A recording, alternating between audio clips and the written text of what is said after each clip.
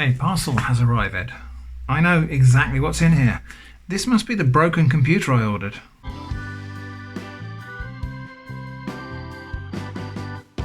So, let's open this up and see what we've got in here. Yep. It is, as I hoped, the Kurio Smart tablet for students or kids or something. This is a Windows, I believe it came with Windows 10. I believe the first releases of these came with Windows 8.1, but it's a tablet that docks into a keyboard. So kind of like a laptop, or kind of like the Microsoft Surface, but the junior version. And look at it, isn't it cute? I think this sold for about £300 when it was new. This one I got rather cheaper than that because it's broken. It's got a broken screen. I think it might just be the digitizer that's broken, not the screen underneath. I bought this because I was curious, mainly about this keyboard, because although it says something about a battery in here, I don't know that this does actually contain a battery, this keyboard. It's a very small kind of sub-notebook, I suppose, what we used to call netbook type of keyboard, that this thing then sits into like that to form essentially a laptop, but it's only got one position, or it clips away like that. I think it was meant to hold together with magnets or something like that, but well, it kind of does. Anyway, so yeah, it can be used as a tablet, or it can be docked on the keyboard and used as a kind of pseudo laptop. So very much like the Microsoft Surface devices, except teeny tiny. And the bit I'm particularly interested in, as I say, is this keyboard, because this is not a Bluetooth keyboard. It's got some little sprung pins here, 5 of them. And I hope that these are somehow connecting keyboard and trackpad to the computer via a USB connection. That's my theory and hope. We will tear this down and have a look at it. I'm hoping I might be able to fix this, because it's a nice little device. You know, it's a tablet with a little keyboard. It could be quite a useful device for using on the go. It's not going to be a high-powered machine. I think it's got an Atom processor in there and 32 gig of flash storage, so not a lot of storage, although I expect it's expandable. There's probably an SD card in there, slot in there somewhere. Yes, there's an SD card slot, so you could put more storage in there. Yeah, obviously been dropped. Now, I think most likely the keyboard and trackpad is USB, except there's only 5 pins, so there can't be. They would need at least 6 if it was going to be separate USB for the two devices, because you could have common ground and positive, and then you'd still need 2 data lines for each one. Is it going to come apart easily? Or am I going to need a spudger? I'm going to have to find my spudger. Okay, well, rather annoyingly, but annoyingly typically, I can't find the actual opener tools I've got. So we're going to have to improvise with this spatula, which is probably not the right tool, or this tool, which is also not the right tool, and it's doing damage to the plastics. Now, I bet there's something under the feet.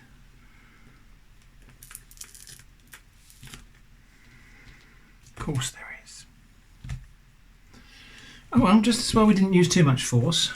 So what have we got inside of there? A little cross point thing. So is there going to be anything under these two? Yes, of course there is.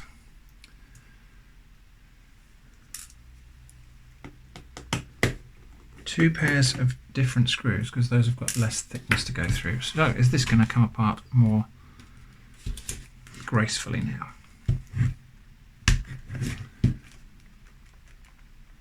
Doesn't seem to be. Don't tell me there's screws under this label. Don't feel anything under there. Somewhere I've got a full set of kind of spudgers and all of the tools you need to take these sorts of devices apart. But could I lay my hands on them when I was trying to get set up for this. Of course not. Right, here we go. This is the kind of clicking and popping that often accompanies things never going back together again. Ever.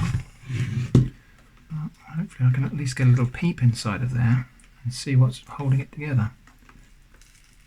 No, it's glue as well. But anyway, in for a penny, in for a pound. Yeah, I don't really like the way this is all flexing on me, but hopefully it will be sufficiently forgiving.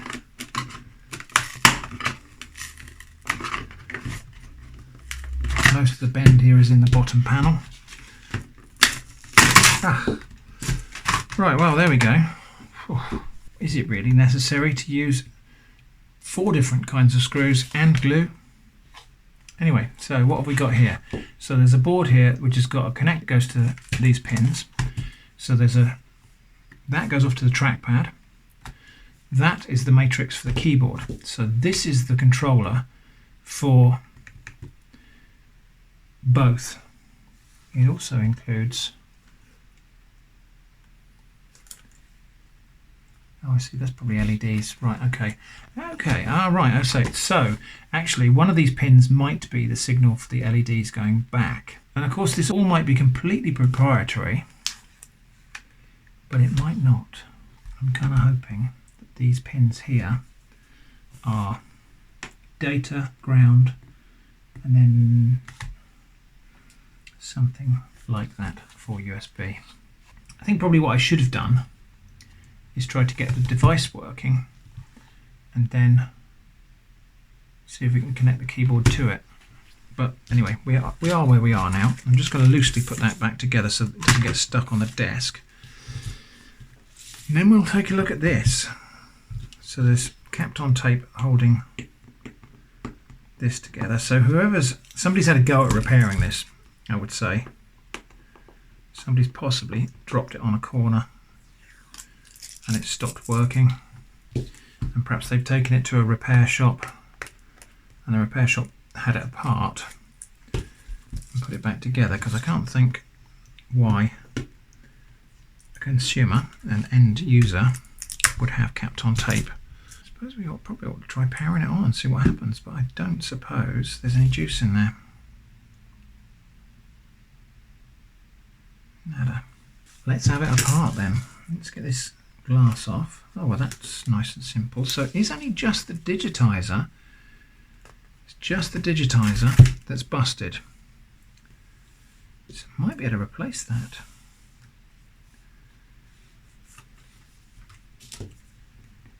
Except, how do you get the rest of it apart? Is this going to be screws and glue as well? Oh, there's nothing there. 2 little screws on the bottom. More little screws on the top. Now, if you're going to glue anything together, I'd have thought this would be the thing to glue together, but maybe not. Maybe they care about it being repairable. And one on the side. You can see there's a big crack on the side there. I can hear a timer beeping downstairs. That means it's dinner time. So we'll come back to this a bit later, I suppose. I'll be really careful not to sever any ribbon cables here.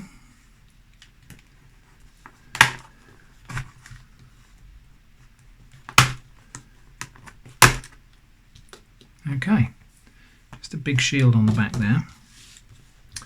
Now, yeah, I thought so. So whoever had a go at repairing this has disconnected the batteries, presumably just because the device wasn't working. So I'm going to reconnect the battery and just see if I can get it to power on.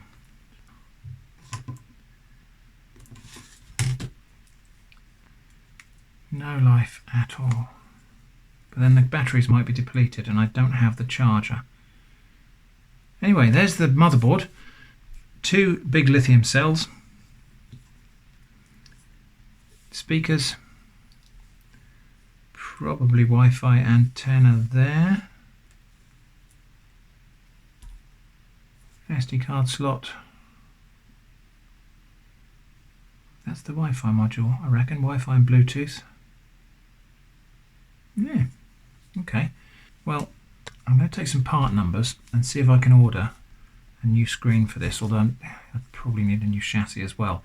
So my plan here is actually to see if I can just turn this into a tiny computer to go on the back of a TV, because it's got a mini or micro HDMI out. So in theory, we can just use that as a little PC. In theory. And theory is the same as practice. In theory. Let's just disconnect the power again, just because I assume the person who did that knew what they were doing. Right. Okay, right, dinner time. So I'm just going to leave this for now. We'll come back to it later. So I've got a power cable for this. Now, interestingly, this does have a micro USB socket here. But that's micro USB as a interface. And then it's got a charger cable. I ordered the official charger cable for this, which was not expensive, just a couple of quid. And the charger cable is a little barrel jack that goes in there. But it's a barrel jack attached to a USB cable, so it's a 5-volt supply, which makes me wonder why they didn't charge on the micro USB port. But I presume that they didn't have a micro USB port there, just to avoid the confusion between interface and charging. Probably that's a limitation of this board. I don't know. They could have made them both kind of USB on the go, but then perhaps that would have been more expensive. Now, the problem is, looking at this is obviously the digitizer panel that was on the other side of this. Looking at where that's broken, it does look like maybe the cause of this being broken was somebody tripped over the cable and it got yanked or bent or dropped on that end. So it's possible that this motherboard is damaged in some way from impact at this point. We will see. I've just loosely reassembled everything, just ready to connect the screen and the battery, which I'll plug back in now. There we go, battery's back in. And I'll give this some power on the charging port from this battery bank. Then we're going to flip this over and power it on. So we'll just have to remember which one of these is the power button. It's that end on there. So I'm just going to press that. I've got no lights or anything. That's a slight disappointment. I was hoping we might get some sign of life. Okay, maybe I will try some other source of power. I'll get a USB power supply up here and we'll plug it into that. Right, let's try that again. So off camera here I've got a proper USB power supply. Plug that in.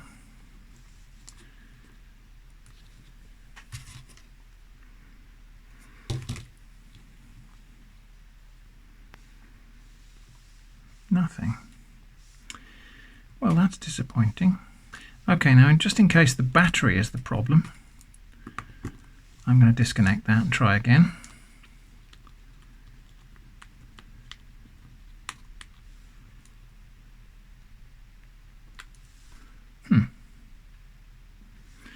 Okay. And I'm just going to try, well, I'll take this whole module out here. This is the battery module. We'll leave the screen unconnected and just see if anything at all happens. I'm in the right socket here, aren't I?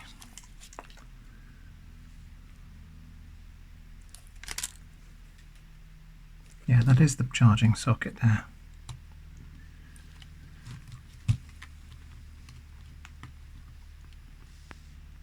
Nothing. Okay, well, I think we might be looking at something that's actually dead here, which is a shame. Okay, well, I've got it charging and there is a little green light on there. It might indicate there is some hope of this switching on. So I think we'll wait and see. We'll leave it for a while and we'll see what happens. Just going to unplug that and see what happens. Okay, orange light when it's first plugged in, and then when I hit the power button, which is now that one. Okay, well I think we might need to admit defeat on this part of the machine for now at least.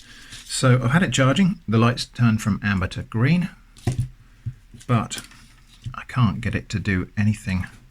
I can't get it to show any signs of life on the display, which is curious because the display does seem to be intact and it's plugged in and connected okay. It seems unlikely that the system would be waiting for the digitizer to be present, but maybe it is, but it doesn't seem to be actually booting.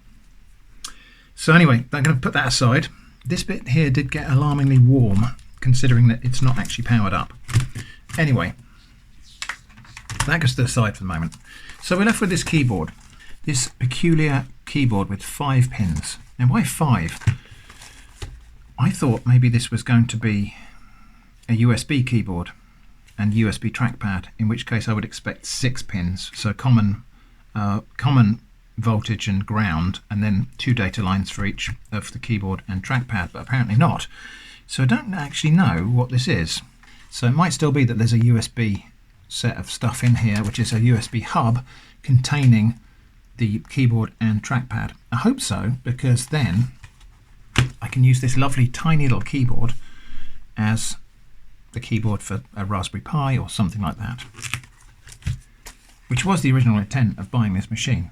So what I'm going to do is a continuity test to see if I can figure out what's attached to what. So there's a ground plane there, so I'll figure out which one of these pins is ground. We've probably got a obvious positive connection somewhere that I can probe.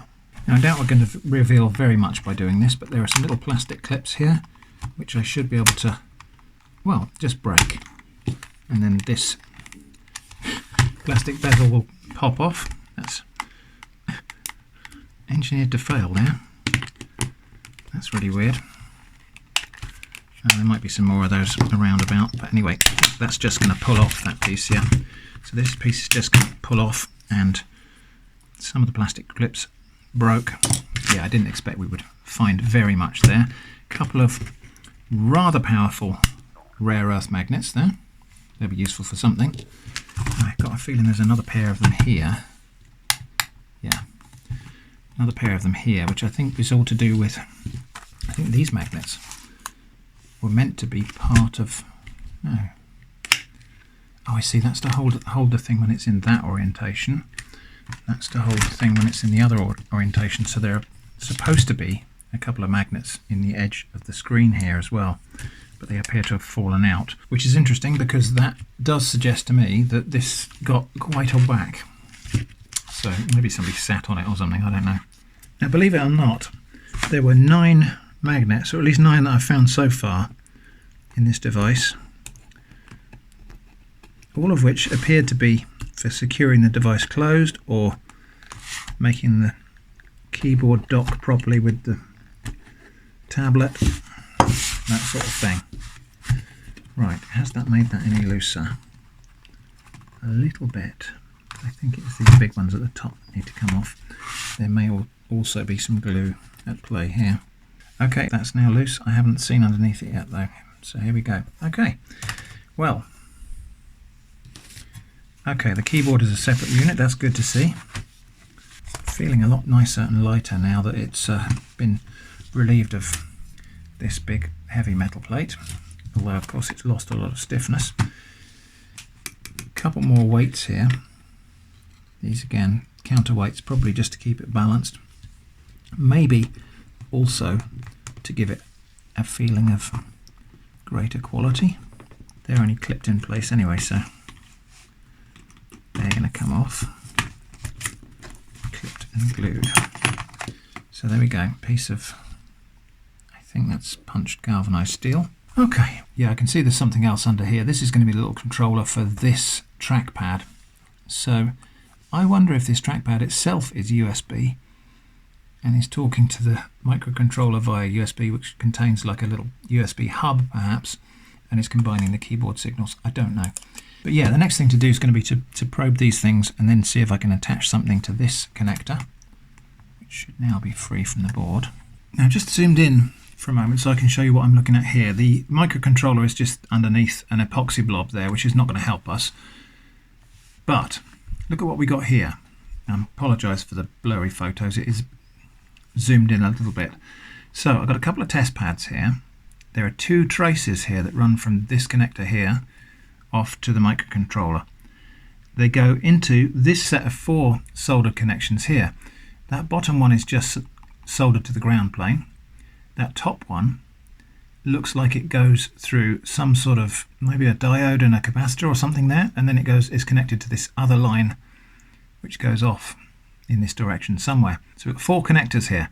4 connectors in a row, one of which is connected to the ground plane. The other one looks like it might be part of a power circuit. And then these 2 in the middle here, I think these 4 lines here represent a USB connection. Ground, positive, and then data minus, data plus. Not sure which one's going to be which, but there should be no harm in experimenting.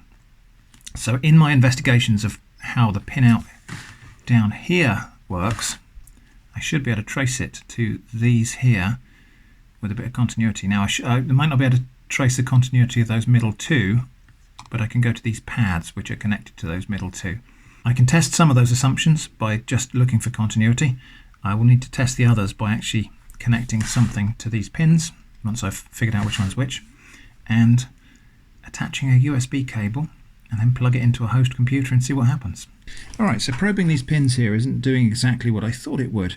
There are 5 pins here, and it did occur to me that maybe they're using the USB on the go convention, and therefore there would be ground, positive, data minus, data plus, and then the on the go identifier pin or ID pin in the middle.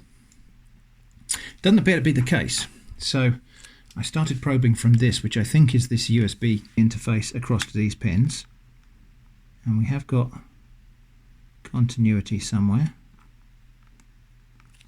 Maybe the other way around. I've got a diode tester on here, so anyway, so from these pins,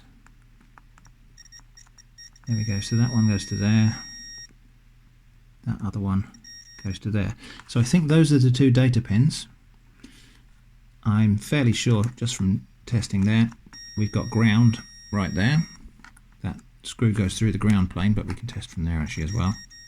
But what's most peculiar is we've got another ground here. So these 2 pins are just both ground. And I think that pin there must be then the VCC, which I don't know where to test from. Maybe up there. There obviously must be power going into this epoxy blob chip here, but it's unclear. Oh, here we are. Okay, so that's power going to those LEDs. So yeah, I would say that there must be, let's see, is it one of those 2? Yeah, okay, so there's a hot rail there. This must be the positive, and it does go around to that terminal there. Bit of decoupling there by the look of it. So is that pin? No, that pin is not. That's on the ground plane. So yeah, so I think 2 grounds, positive, data plus, data minus. They might not put those the right way round. The convention is you put data plus next to ground and data minus next to positive, but they might not have done that. Anyway, fairly confident that I can connect that to ground, that to VCC, and then one of these 2 to data plus, data minus. I'll start with the most obvious way round to begin with. Rather than soldering to these points here, what I will do, actually, I'll take the connector off of the board here, because this thing's useless. I can't get this to boot. I've tried all sorts of things. It did occur to me there might be a short against the back of this metal panel, so I put a piece of paper in there, tried booting it up. I can get lights to light up, so it looks like the battery's charging, but I can't get any life out of this. Could be the screen is dead, so maybe plugging a micro HDMI into the correct connector, one of those two here, I think that one. Maybe plugging a micro HDMI in and an external screen, I might still get some life out of this device. So I haven't given up on this yet, but for the moment, this is not part of the current project.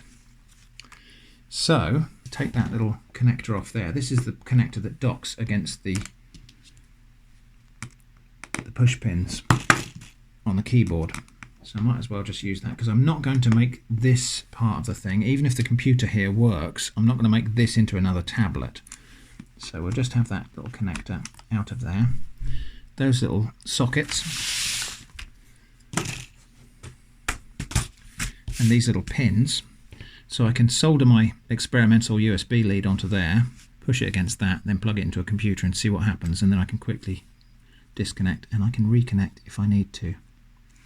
And then when I've determined the pin out for this, and I'm pretty convinced it is USB now, I can actually properly solder something onto those pins and then use this as a mini keyboard.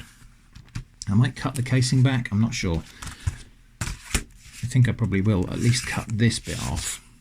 So, and then take that board off, cut the plastic back to somewhere here so that we haven't got this big. Right, not being the kind of person to throw anything away, this is an old USB cable. I remember cutting the connector off of this because that end got broken, but I saved it just for a project such as this. So let's have a look. I suppose I should probably use a proper wire stripper, well, such as that is. Not really sure it's for this kind of wire. Anyway. Oh yeah, there's shielding in there. So all of that stuff there comes away. That's just going to be an extra ground. And maybe that's why they're... No, that's not why there are two ground connections in here. That wouldn't make any sense, because there's no shielding required between the pogo pins and the keyboard. So somewhere in here we've got, well, I'm assuming black is ground.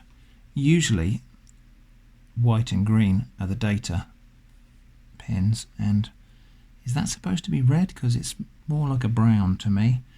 I might just test continuity through from the connector just to verify which of these conductors is which, because it might be completely non-standard.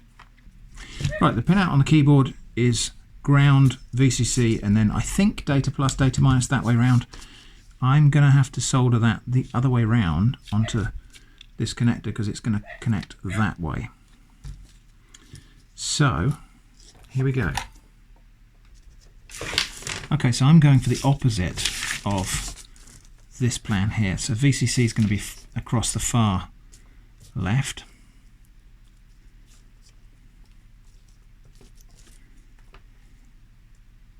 And then ground is going to go the far opposite end. Now, data minus is white, and that's directly adjacent to VCC. So off we go. And then data plus is green. And that's the next one over from that. Right, now if I'm careful I should just be able to dab that and sweat it on. I'll be quiet, Eva.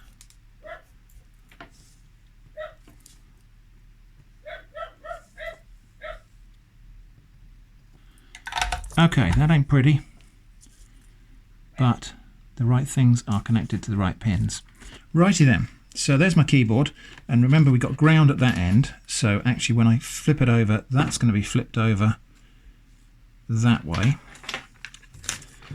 So ground at the other end, because the keyboard's going to be flipped over that way. So that is the right way to connect it.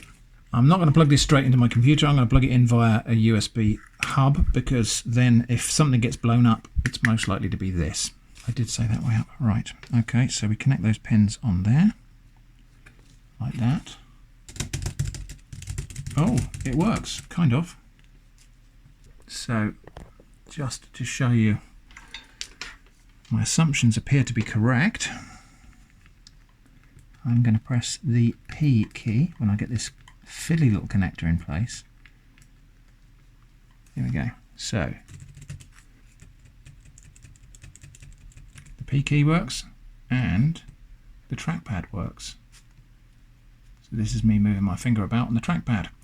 So cool, we have a working keyboard and trackpad. So that is a USB connection, and I was right about the pins. So I think that's probably where we'll leave this video, because we've now got a working little mini keyboard. It's not the best quality keyboard, but it's compact, it's USB, so it can plug straight into a Raspberry Pi with no Bluetooth and no messing around with batteries and stuff like that. So we've got a trackpad and a keyboard that will plug into something like a Raspberry Pi or some other computer. It's compact, it's almost as narrow as an A4 sheet of paper. So some sort of very compact tablet type build, screen keyboard, might be the thing I do next, but not in this video. So anyway, that was me fiddling around, tinkering, trying to fix this Kurio smart tablet and failing in one part but succeeding in another. I hope that's been interesting. Thanks for watching, and I hope to see you again soon.